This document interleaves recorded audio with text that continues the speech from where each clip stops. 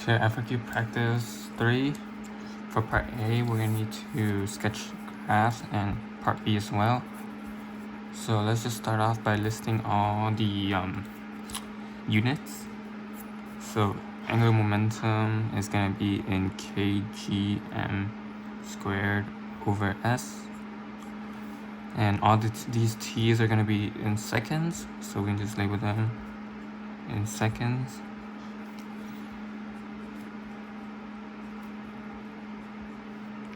V is going to be in meters per second. And then torque is going to be in newtons times meters. And kinetic energy is going to be in joules,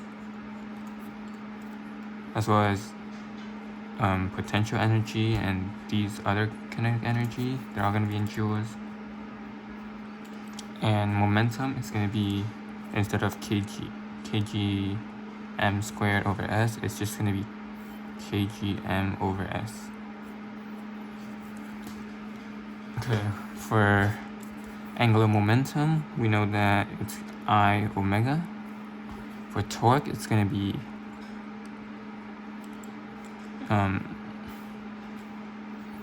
I alpha. And for kinetic energy, in this case, the bicycle wheel, it's going to be 1/2 I omega squared. Knowing that, we know that since this chart right here shows that angular momentum is linear and then constant right here, we can just do the same graph.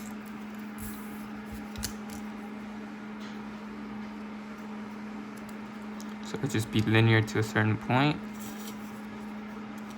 and then constant the rest of the way.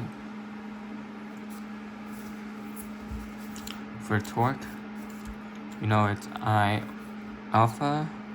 I is going to stay the same, and alpha is increasing velocity. Angular velocity is increasing by 2 every single time, so alpha is going to be constant 2. So we can just draw a positive line to show it's constant. But then at 5 seconds, since it disconnects, it's going to drop, and the wheel is not going to have any more torque because there's no more tension, so there's no more force acting on it, and this is going to be a straight line right at 0. Okay. So for kinetic energy, we know that it's 1/2 of I omega squared. Omega is changing, but since it has a square, it's going to be and a quadratic at the beginning, and it'll be flat right here, like after 5, since it's still going to be the same thing after. Like if you square a number constantly, it's not going to change. So just be something like this.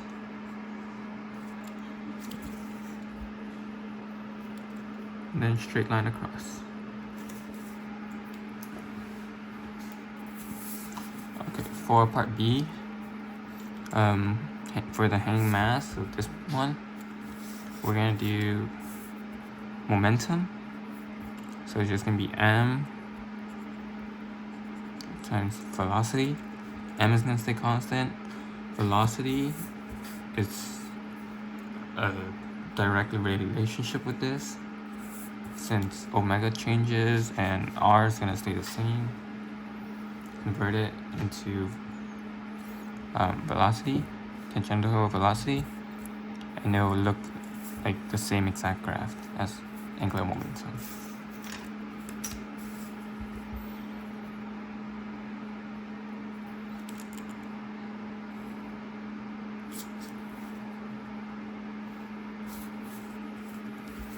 And then potential energy, well, potential energy is going to be quadratic since this velocity or angular velocity is linear, if we take the area under the curve, it should be quadratic. Like if you have a velocity function, you integrate it, it's just going to turn into a quadratic. And it's going to start off with a high potential energy and slowly decrease until it gets to 5, which at that point it will increase way faster. And it doesn't specify whether it falls to the ground, so I'm not going to put that it reaches 0. Or, well, it will reach 0 at some point, but we just don't know where after t. In this case, it doesn't specify that it reaches the ground, so in this time period, it doesn't reach the ground yet.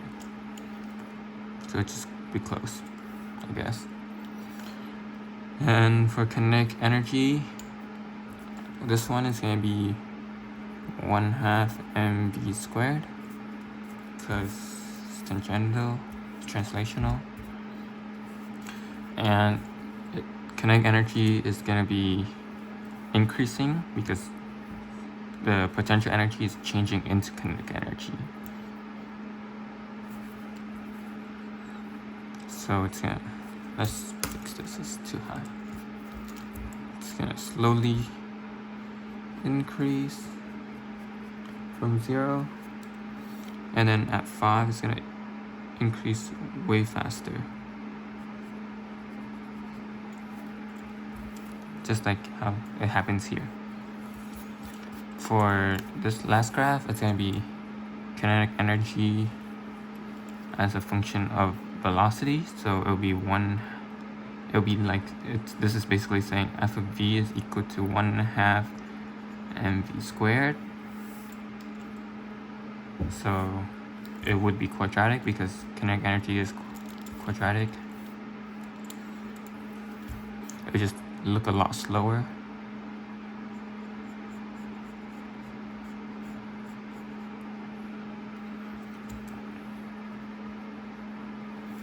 And it's going to keep going like that because it's with respect to velocity, not time. And yeah, for part C, we need to do angular velocity.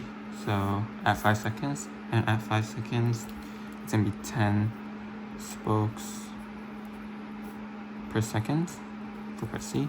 And we can change it into rads by changing it to spokes to rad. So for every pi, it's going to be 8 spokes. And that's just going to be the angular acceleration. So 10 over 8 is going to be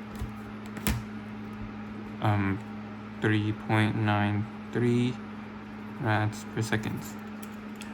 And then for part D, finding the acceleration. Acceleration of the ball or of the mass in meters per second.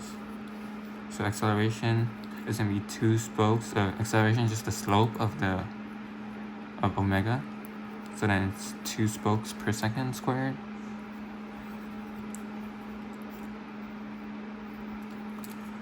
And then we can change it to rads.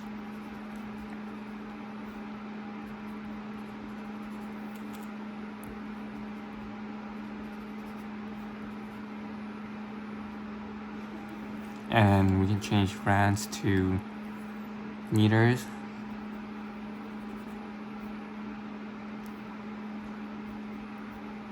Pi rad over 4 squared. Change it. Multiply. Since circumference is, which is going to be in meters, circumference, the units for circumference is meters, we'll change it to that. So then it'll be 2 pi r, and in this case r is 3 or 0.3 meters. So then yeah, and that's going to be for 2 pi rads. So one whole entire rotation is going to be equal to that. 2 pi's are going to cancel each other out. So it'll be 0.3 over 4, or 0.3 pi over 4 rads or meters per second squared. And if we look at it, it'll be 0.24 meters per second squared. Okay, and then for part E, we need to find the tension of the string. So then we can just set up net force of this block.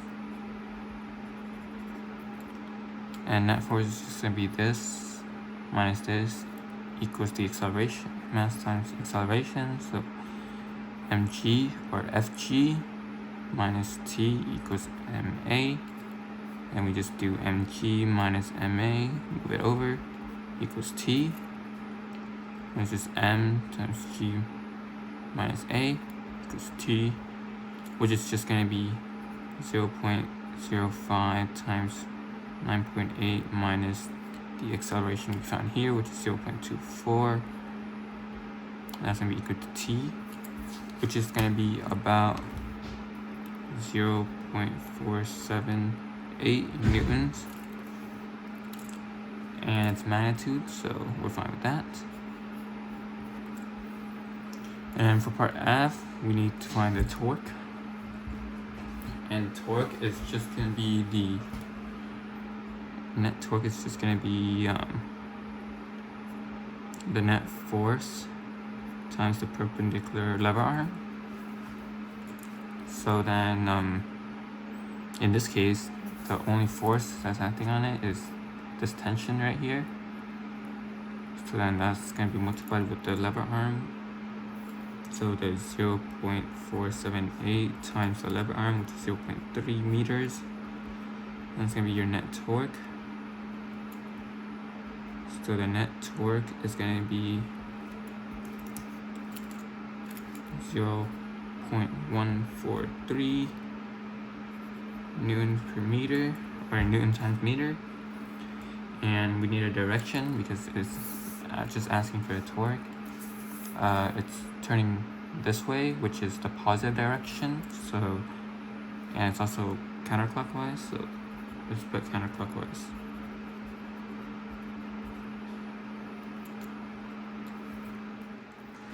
Okay, for part G, we know that we need to find the moment of inertia. So inertia is going to be, or we know that net torque is equal to I alpha, and we're looking for the I, so we move the alpha over. And we know that net torque is so we know that I is going to be 0.143 over the alpha, which is here, rads per seconds, that's the unit for alpha, over pi over 4, which is going to come to about 0.18.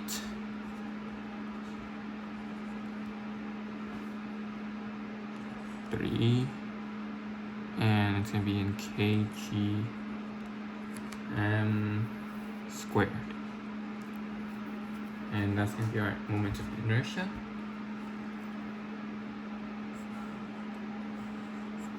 And then for part H,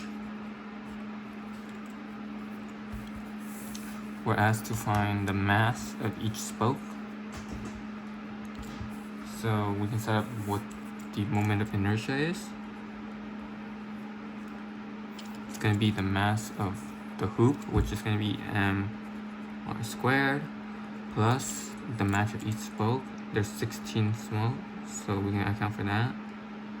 And each one is going to be 1/3, and the mass of a spoke is m over 14, so let's do that, or m over 48. And then the R is going to be the same.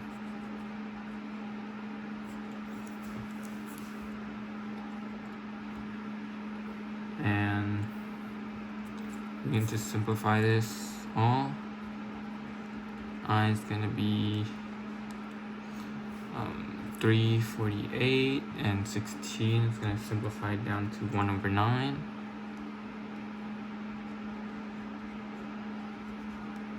So be mr squared plus mr squared. So the moment of inertia is going to be 10/9 mr squared. And then we can just plug in the I that we found already. And then we move everything over. So let's move everything over first. So it's going to be 9/10. R squared is going to be at the bottom. I is going to be at the top. And it's going to be equal to big mass.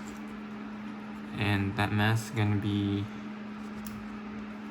right here. We have 9/10.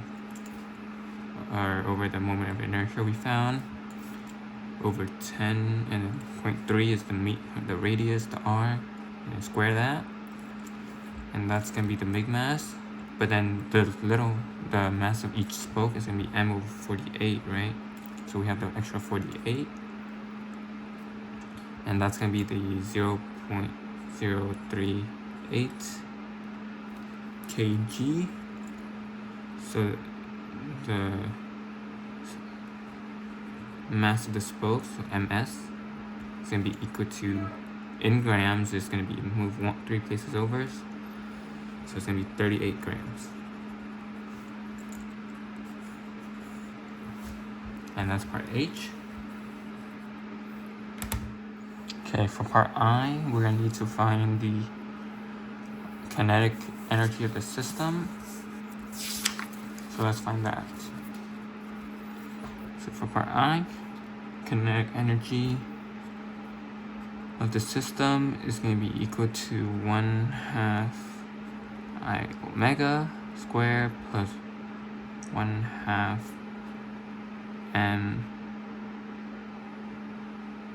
and then v squared, because the rotational energy of the wheel and the translational energy of this block. So we need to find each that, and they want it at when it's equal to 3 seconds. So it's gonna be 3 seconds is gonna be 6 spokes over seconds. You multiply it, or you do stoichiometry.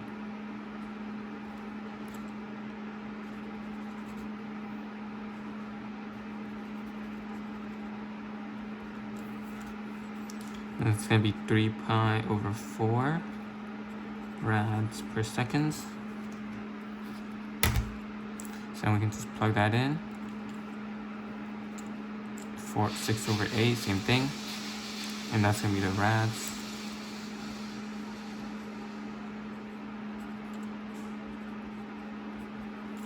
And then we can just plug it into this.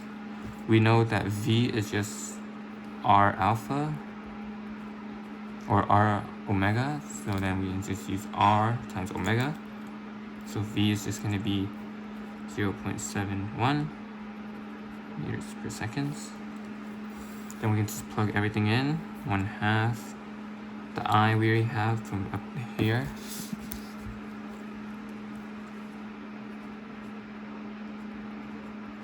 Three, and omega we just found, which is 2.36 squared plus the 1/2 m. This is just the 50 grams right here, so 0.05, and the velocity is 0.71. You square that. So then K system is going to come to be about 0.51 or 0.52 joules. So that's going to be the kinetic energy of the entire system. Okay, for part J, we're going to need to find the unknown mass given a new system. However, the moment, the inertia, and the acceleration and everything stays the same. So it's just now there is more torque balancing it out to make the same acceleration, same graph. Therefore, it's gonna be the same acceleration and everything. So to find this, we probably should set up torque, right? We know that net torque is equal to the net force times the lever arm. So every force. In this case, we're gonna have label this T1, label this T2. So net torque is gonna be T1 times R minus T2 times R. Since this is the positive direction and this is the negative direction. And then we can change that, or we can divide everything by R so that moves all the R. So it's gonna be net torque divided by R equals T1 minus T2. And then we're gonna move this T2 and net torque over R so that we have T2 by itself.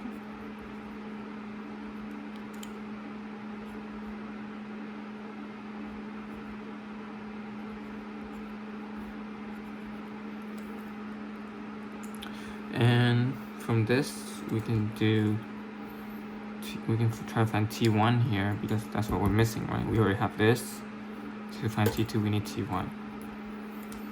So we can just set up net force equals MA for this specific block. Acceleration, we know that on this block, if we take this as the positive direction, so downwards will be positive for this one. We know that the mg minus t equals ma, that equation is going to be true. So then we move the t1 over. It's going to be mg minus ma equals t1. So m times g minus a is going to be equal to t1. And if we plug that in, the m is going to be 0.07 times 9.8 minus the acceleration, which we found was 0.24. We should get T1, and yes we do. T1 is going to be equal to 0.67 newtons, and that's going to be downwards, right? Or in the positive direction in this case. So we're gonna have t minus that equals t2. So we can just find t2 right now. It's gonna be 0.67 minus this, which is gonna be 0.143 over r, which is 0.3, because that's what we found over here. That was net torque.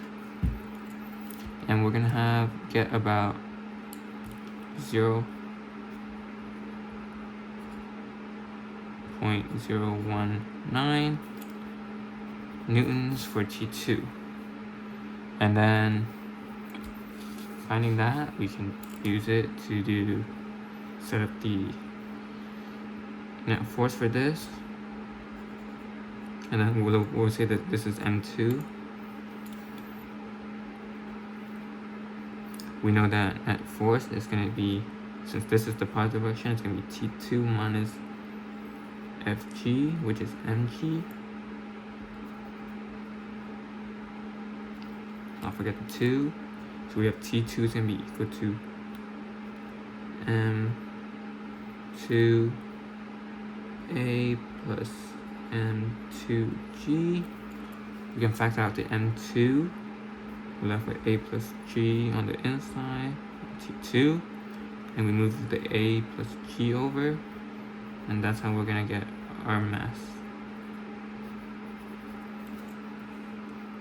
So we know M2 is gonna be equal to T2 over A plus G. So then it's gonna be 0.19 0.0, yeah, wait, 0.19. There's an extra 0 here. 0.19 over the a plus q, so 9.8 plus a, which is the 0.24. And that's going to be m2, and m2 is going to come out to be roughly 0.019 kg. But since it's given that this mass is in grams, we should convert it. But m2 is going to be 19 grams. And that is going to be part J. Part K, the magnitude in the left string, so we're comparing this with the initial one that has a mass of 50. Well, we already found both the tensions, right? This one, let's say T old or T50 is equal to, what is it? 0.478.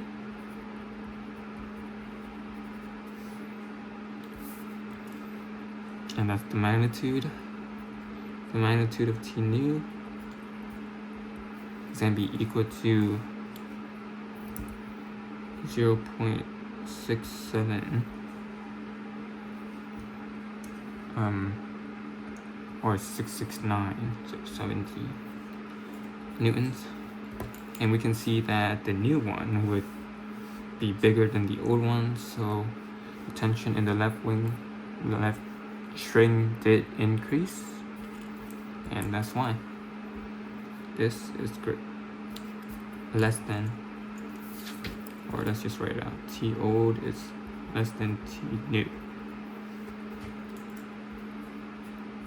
and that's the reason.